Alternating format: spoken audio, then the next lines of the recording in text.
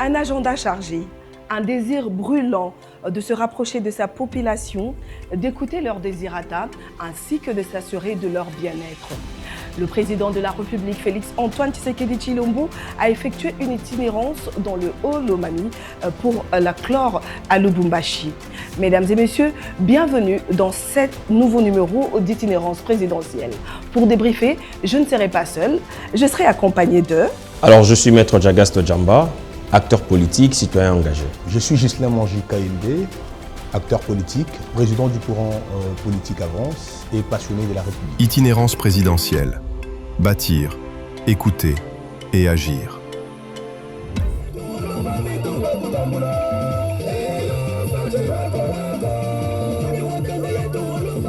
C'est sous une foule en liesse que le président de la République, Félix-Antoine Tshisekedi Tshilombo, a foulé le sol de Kamina ce 27 juillet.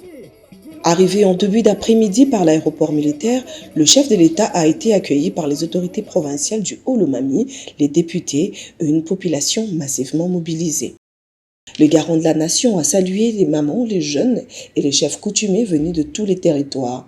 À Kamina, le président tiendra une réunion à huis clos avec le gouvernement provincial. Au menu, des échanges sur l'état d'avancement de projets d'infrastructure et l'accès à l'eau potable.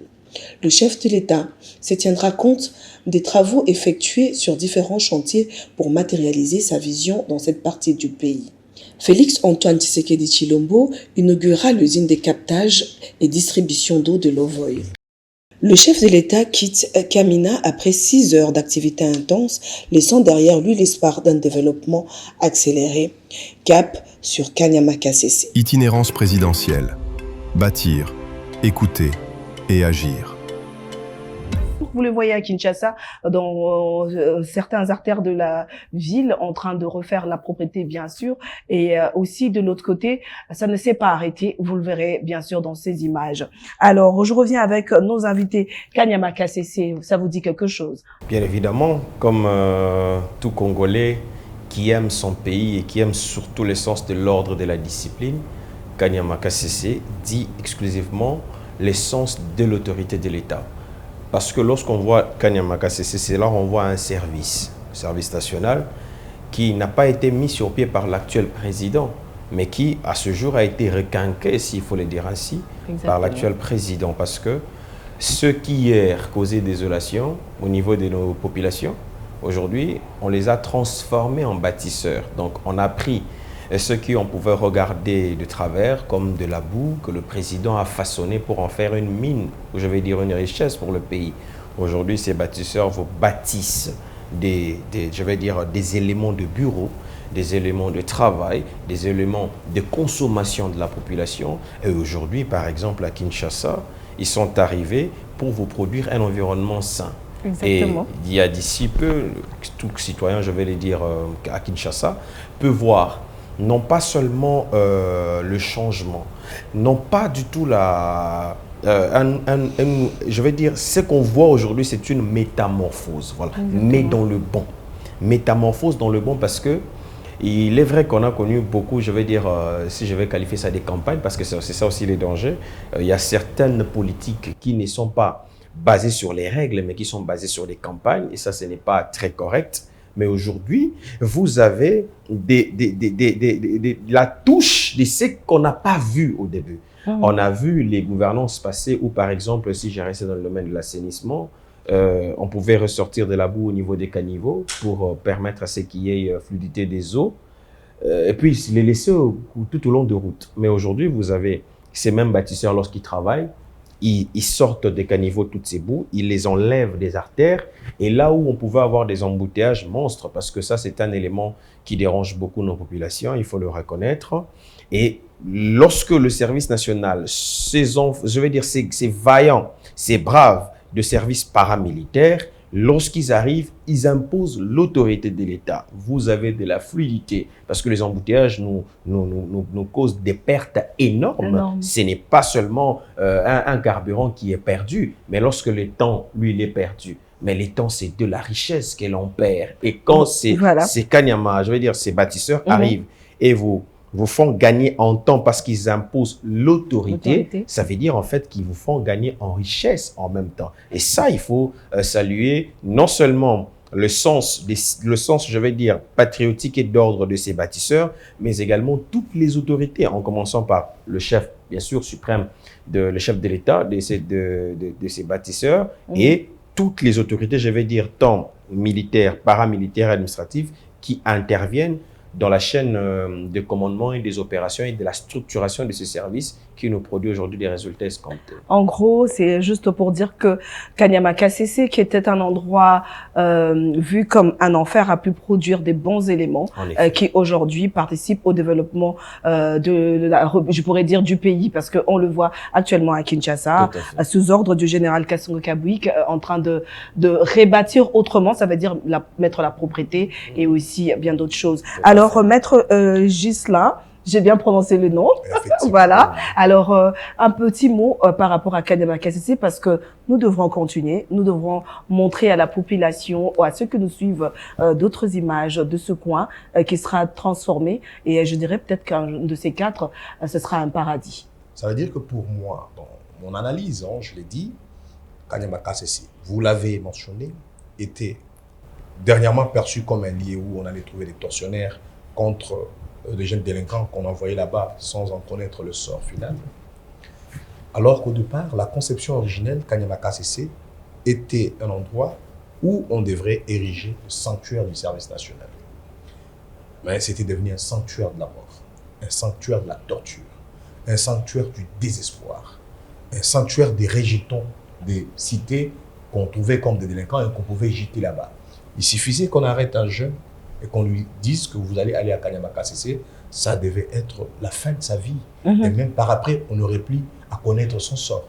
Mais par la grande vision du président Félix Tshisekedi, Kanyama KCC est revenu à sa conception originelle, comme à l'époque, quand le service national avait été lancé avec le feu président Mouzé Laurent Désiré Kabila. Et aujourd'hui, Kanyama KCC redevient le sanctuaire du service national. Mais en même temps, une localité où on retrouve l'opportunité de réinsérer dans notre société de jeunes qui avaient pris la voie de la délinquance, qui étaient devenus des Kouna, qui étaient devenus hors-la-loi, qui n'avaient aucune éducation de base pendant les 18 ans avant l'avènement du président Tshisekedi au pouvoir, mais qui ont aujourd'hui l'opportunité d'apprendre de métiers.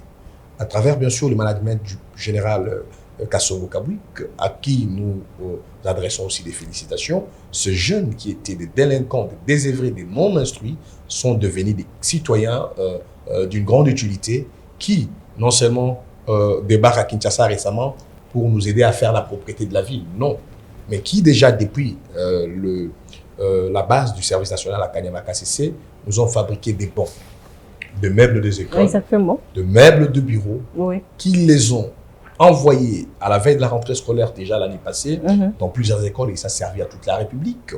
Et ils ont produit beaucoup de maïs. Il ne faut pas oublier que la production a donc quintuplé à Kanyama KCC.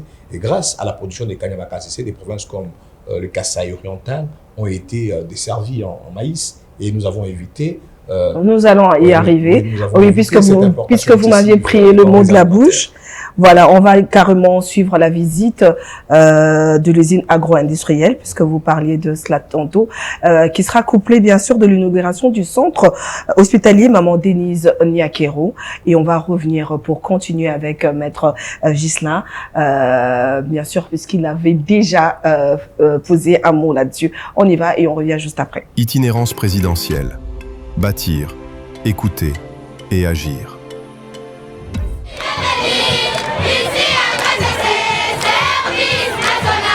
Dans le cadre de sa tournée d'itinérance dans la province du Haut-Lomami, le président de la République Félix-Antoine Tshisekedi Tshilombo s'est rendu ce vendredi 31 juillet 2026 sur le site agro-industriel du service national à Kanyama KCC.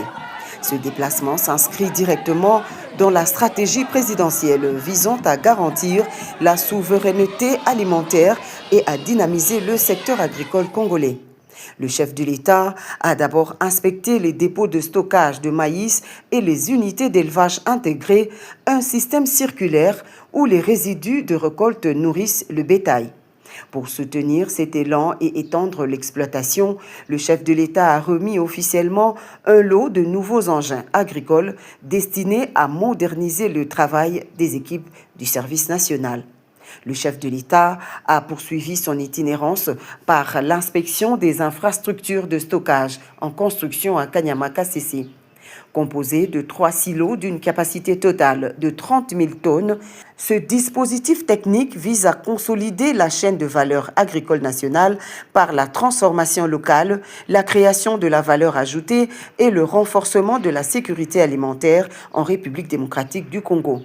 Il intègre également un projet de minoterie pour la production de farine de maïs et d'aliments pour bétail, un levier pour stimuler la transformation locale et garantir la sécurité alimentaire en RDC. Pour achever sa tournée à Kanyama-Kasese, le chef de l'État a inauguré la nouvelle salle de conseil des ministres. Entièrement construite par le service national, cette infrastructure moderne valorise l'expertise locale et dote ce pôle économique d'un centre de décision stratégique de haut niveau. À travers cette série de visites, le président de la République Félix-Antoine Tshisekedi Tshilombo concrétise son ambition de transformer le service national en un puissant moteur de production, d'emploi et de formation, tout en plaçant l'agro-industrie au centre de la diversification économique. Itinérance présidentielle. Bâtir, écouter et agir.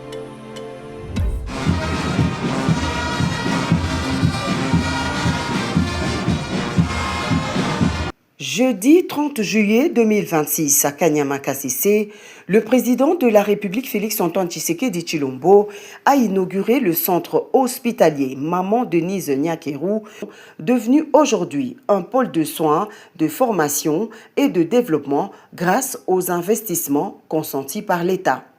Dans son mot de bienvenue, le commandant du service national, le lieutenant-général Kasongo Kabouik, a souligné que cette nouvelle infrastructure sanitaire constitue l'aboutissement d'un engagement pris par le président de la République lors de sa précédente visite à Kanyama-Kasese en novembre 2024. Il n'y avait pas une structure viable pour la prise en charge médicale de cadres, agents et bâtisseurs de la nation.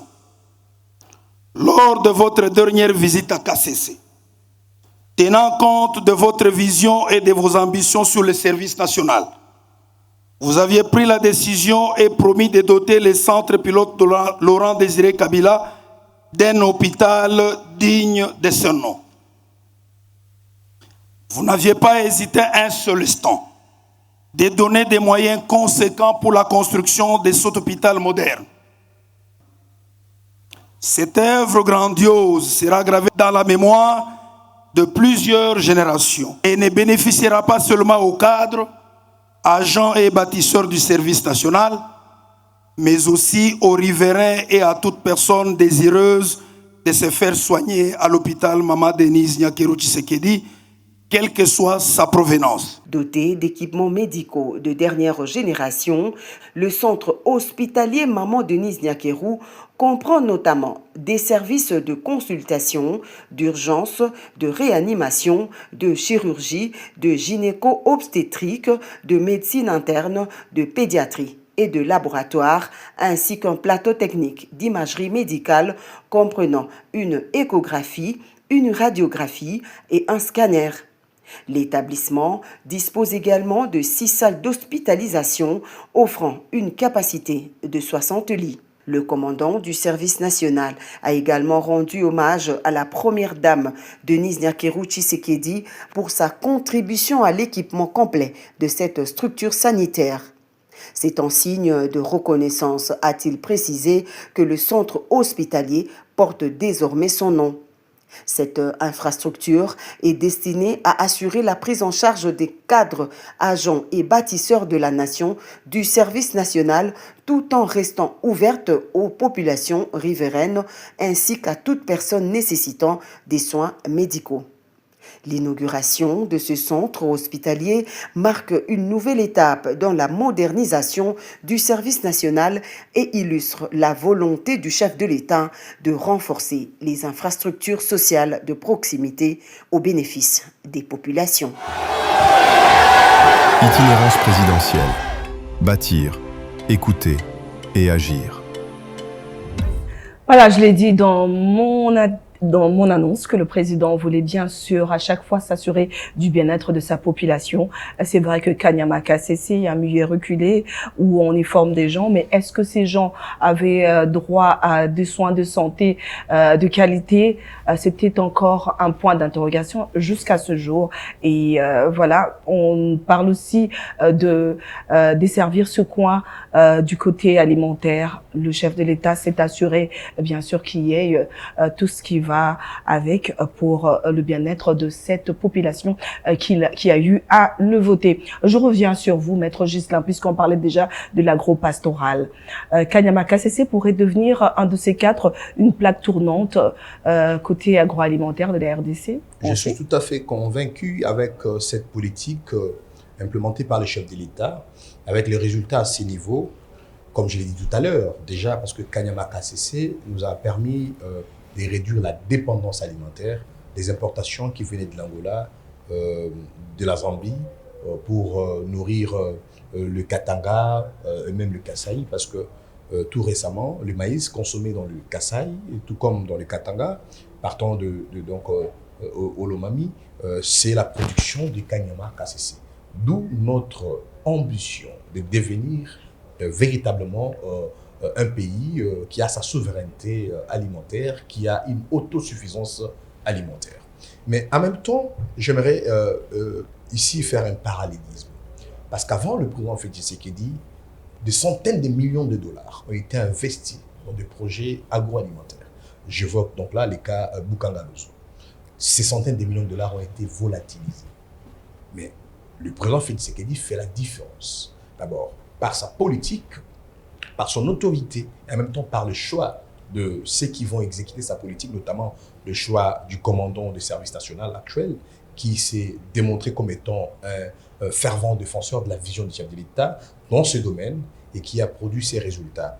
Donc aujourd'hui, le général Kassongo l'a dit, les moyens ont été placés à leur disposition, des soutiens apportés par la Première Dame, autant que d'autres sources de financement ont permis que le pays aujourd'hui puisse prétendre à reconquérir son indépendance alimentaire, sa souveraineté alimentaire, mais en même temps, le service national qui pouvait produire à l'époque, qui ne pouvait pas produire à l'époque, ne le pouvait pas aussi parce qu'ils étaient dépourvus, notamment des soins de santé adéquats, comme vous l'avez dit.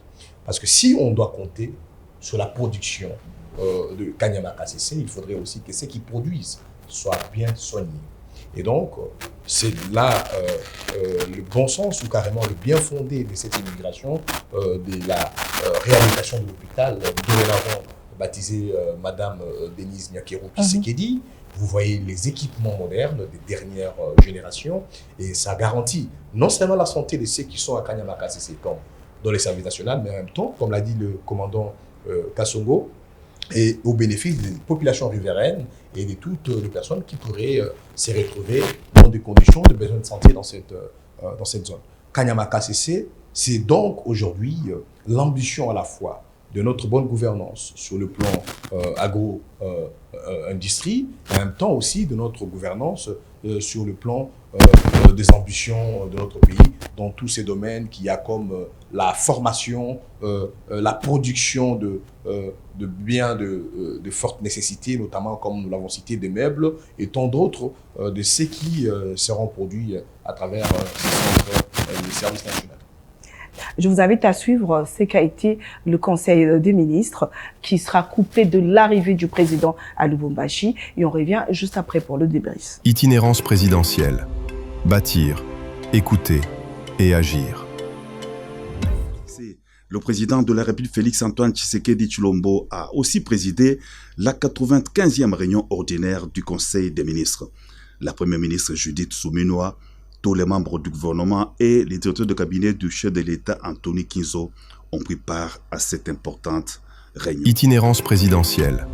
Bâtir, écouter et agir.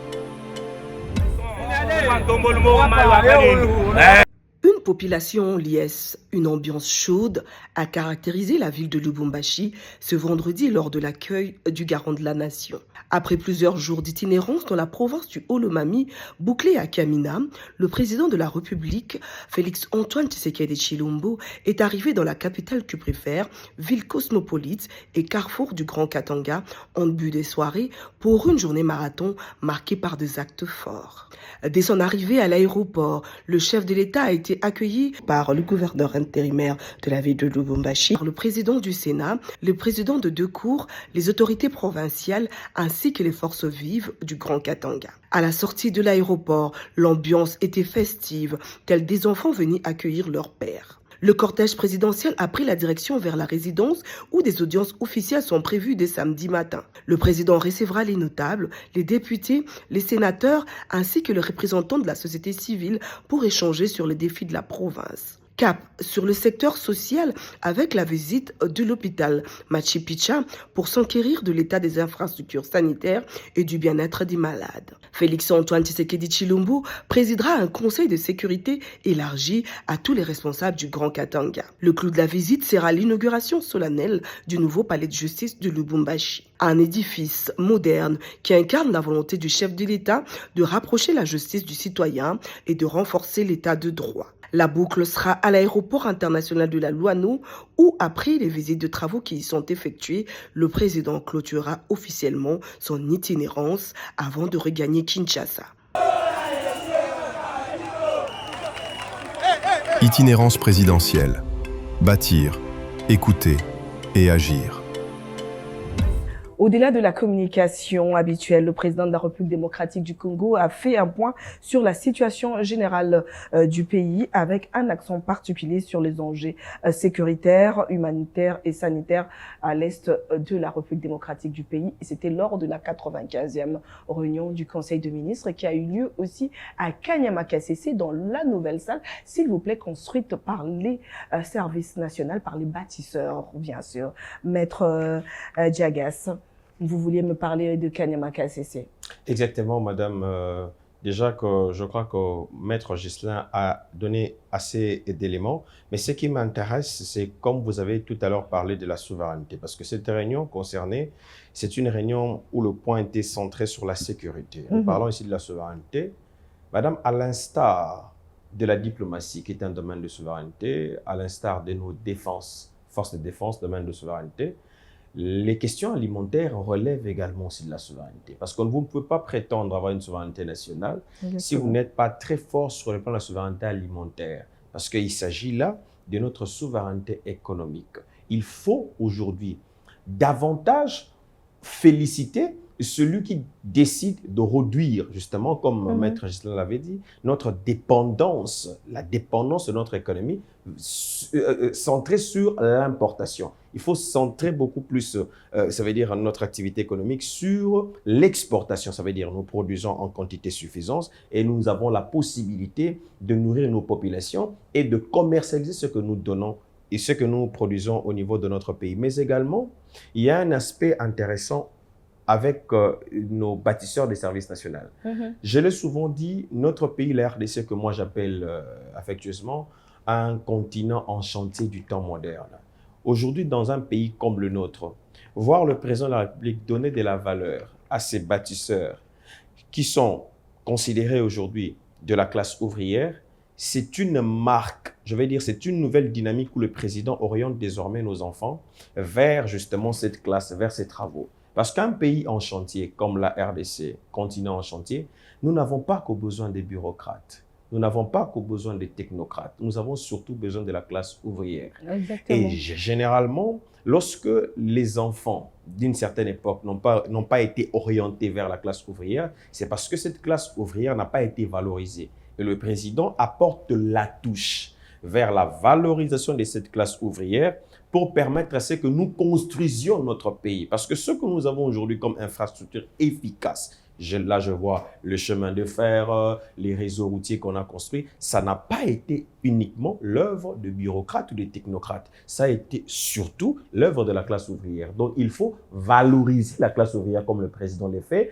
de telle enseigne que ça donne le goût à nos enfants et qu'ils soient valorisés, mais que de telle enseigne que cette classe ouvrière valorisée valorise également la construction de l'État qui va justement mettre, je vais dire, en musique toutes les classes. C'est-à-dire, vous n'aurez pas un complexe au niveau de nos enfants où tout le monde voudra devenir médecin, avocat et tout le reste, mais chacun dans son domaine sentira qu'il est en train de servir son pays et qu'en tant qu'ouvrier, qu'il serait en train de bâtir, comme nous disons ici, les bâtisseurs de la nation seraient en train de bâtir justement le grand Congo aujourd'hui que j'appelle continent en chantier du temps moderne. Merci beaucoup. Et juste après le Conseil de ministres, le président était donc arrivé à Lubumbashi. On venait donc de suivre son arrivée à Lubumbashi, la capitale. Que préfère, même engouement, même, en fait, je ne dirais pas les mêmes personnes parce qu'ils n'ont pas traversé, mais tout ce même sentiment d'avoir un père qui prend soin des siens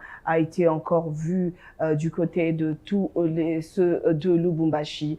Mesdames et messieurs, à Lubumbashi, c'était la grande étape et c'était le clou, bien sûr, de cette itinérance avec l'inauguration du nouveau palais de justice. Ce n'est pas le seul, ce n'est pas le premier, mais c'est un nouveau palais de justice. Alors, je vous prie de suivre, bien sûr, cet élément et nous revenons pour notre débrief. Itinérance présidentielle. Bâtir, écouter et agir. La bonne administration de la justice exige des hommes, des droits qualifiés et des infrastructures de qualité. C'est pour matérialiser cette parole du président de la République, magistrat suprême, que la ville de Lubumbashi s'est mobilisée à l'occasion de l'inauguration du nouveau palais de justice. Ce nouvel édifice, sorti des terres après 2 ans de travaux sur l'avenue des Chutes, en plein cœur de la capitale du cuivre, est le symbole de la réorganisation de l'appareil judiciaire dans la capitale économique de la République démocratique du Congo. Les travaux de construction financés sur fonds propres du gouvernement ont débuté en novembre 2024. Après avoir coupé le ruban symbolique, le chef de l'État a visité les différents compartiments. Érigés sur une superficie de 3891 mètres carrés avec 3 niveaux, le palais de justice de Lubumbashi compte 65 bureaux, dont 49 ordinaires et 16 au standard VIP. Des bureaux destinés à accueillir les différents services de l'administration judiciaire. Le nouveau palais de justice de Lubumbashi dispose également de 3 salles d'audience comptant chacune un bureau de juge avec un spécialement réservé au tribunal pour enfants d'une capacité d'accueil de 55 places. À cela s'ajoute une salle de conférence d'une capacité de 110 places, une seconde salle de conférence de 48 places ainsi qu'une salle de réunion. L'infrastructure Pampan Neuve comprend également 2 salles de documentation et une salle de sport, offrant ainsi un cadre de travail plus adapté aux différents acteurs de la justice de la province du Haut-Katanga. Cet investissement traduit la volonté du président de la République Félix-Antoine Tshisekedi Tshilombo de renforcer les infrastructures judiciaires et d'améliorer les conditions de travail des professionnels de la justice dans les différentes provinces du pays. Sur le plan énergétique, le bâtiment est doté d'une cabine électrique équipée d'un transformateur de 250 kVA ainsi que d'un générateur de 220 kVA afin de garantir son alimentation électrique. Itinérance présidentielle. Bâtir, écouter et agir. Cher organe de la loi, je reviens vers vous. Qu'est-ce que ça vous fait au fait de voir ce nouveau palais de justice construit? C'est vrai que le président de la République, chaque fois qu'on est en itinérance, sont les hôpitaux, les universités et autres. Mais cette fois-ci, il s'en va aussi inaugurer ce nouveau palais de justice. Ça vous fait quoi? Je peux commencer par Maître Gisela. Ouais, déjà, comme je l'ai dit, le président Félix Tshisekedi a une grande vision du Congo. Mais cette grande vision n'est pas restée qu'une vision qui se limite au niveau du service national, parce qu'on en a parlé, au niveau de la construction de routes. Non, c'est aussi au niveau de la construction effective d'un état de droit. Le chef de l'État a parlé de la construction de l'état de droit dans notre pays. Et ceux qui étaient sceptiques ont pensé que c'était que des simples slogans, des campagnes politiques ou des prétentions de gouvernance. Et aujourd'hui, à travers des œuvres, je vais vous dire, parce que nous sommes dans le domaine judiciaire depuis un certain temps. Moi, je suis né des parents magistrats. Les instances judiciaires de notre pays, pour la plupart, sont abritées dans des bâtiments datant de plus de 30 ans. D'autres bâtiments, peut-être dans des localités, dans des villes, datent de l'époque coloniale. Et d'autres, ça fait déjà plus de 20 ans, plus de 30 ans, comme je l'ai dit.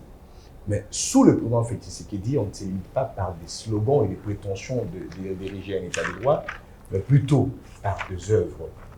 Pourquoi? Parce qu'un état de droit ne peut pas être bâti sous les arbres, avec des magistrats qui travaillent dans des conditions exécrables, avec des salles d'audience intenables suite à des conditions des séances, de bienséances, j'aimerais bien dire, ou par manque d'électricité, des bureaux modernes convenables, par manque de conservation d'archives judiciaires aujourd'hui.